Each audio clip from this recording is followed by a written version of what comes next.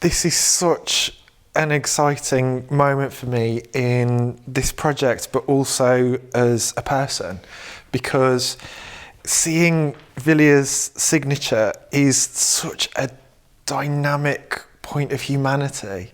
And I think coupled with the portrait and the work that's gone into the exhibition, it's making him feel far more human than ever before for me. It's such a poignant moment for me looking at this, I think particularly in terms of the project, because when we look at our portrait from 1619, we're 7 years away from the assassination of Villiers. There's a humanism about this, not only seeing his name, but also that he was aware of his mortality, aware of his legacy.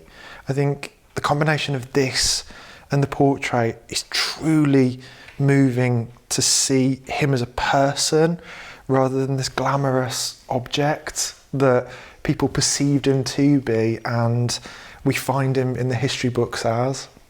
Standing in the archives, looking at original documents, both from the life of George Villiers, but also ones that he's touched and signed and handled, is emotional and powerful.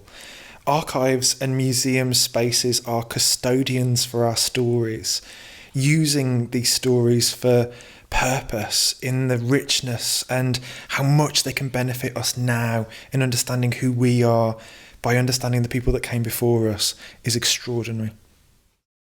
So seeing John's reaction to this, it reminds me why I do what I do. We have hundreds of thousands of documents here, and the stories and sort of feelings they evoke can be so personal. I am interested in these documents from the perspective of an archivist who works here. I'm fascinated by the history of them, the age of them and what they tell us about, our country, our area.